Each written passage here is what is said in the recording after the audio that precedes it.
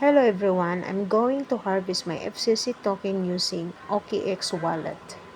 First, di ba nakita mo sa baba may OKX tapos katabi explore, i-touch mo lang yan. And then, i-type mo yung domain link ng FCC is fccdaw.site. Yan yung nakalak-in na domain link is fccdaw.site. Then, pagka-open, nakakita mo yung Connect Wallet, touch mo lang yan, then touch mo yung MetaMask, then yung tatlong tuldok na sa taas, yun yung network, makikita is Polygon, change to Polygon, and then participate. Then, makikita mo na lahat ng mga na-stake mo dyan, lahat ng simula nung I sense, I join.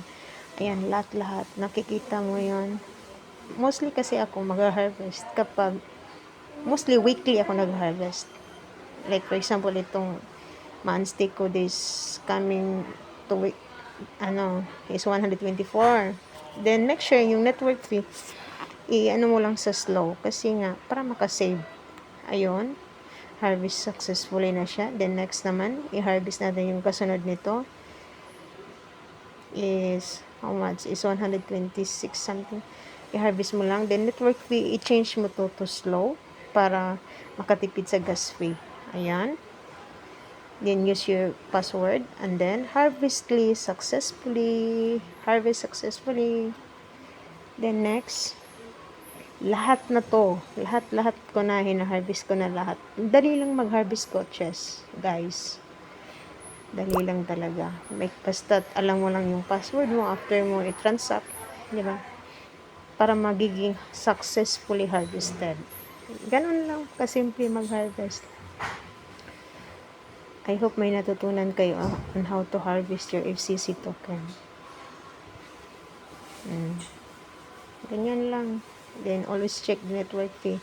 Change to slow, then password. Then, confirm. Successfully harvested. Ganun lang kadali.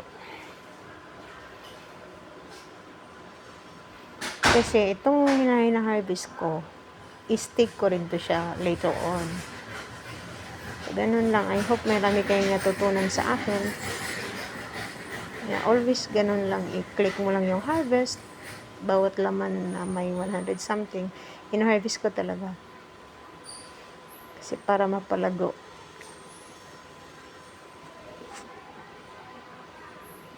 Ganun lang. Yung network feed, change mo to slow, then confirm din password.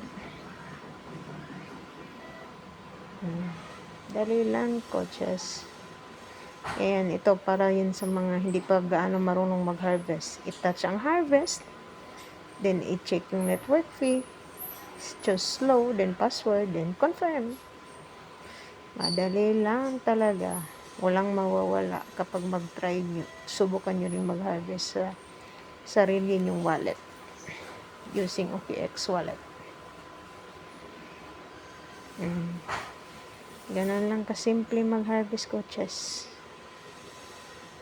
Basta't alam mo lang yung domain link, tapos i-check mo yung network. Always use where network Polygon. Our network is Polygon. So yun, madali lang talaga. See? Ang network fee talaga, i-change mo to slow para makasave sa gas fee.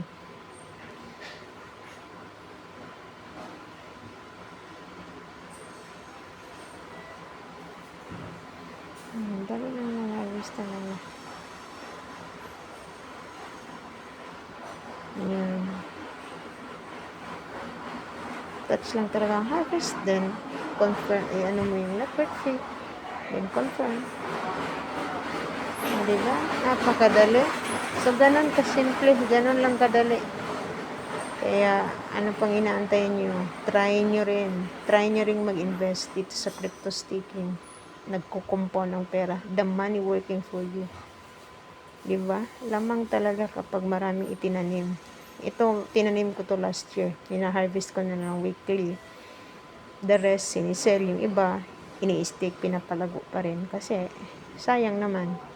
Diba? Lamang talaga kapag maraming itinanim. Marami ka rin aanihin. Yun lang. At nakikita mo yung history. Nasa history. O, yan yung mga hina-harvest ko. Madali lang, coaches. Yun lamang po at sana may natutunan kayo sa akin. God bless everyone. Happy harvest, FCC Coins!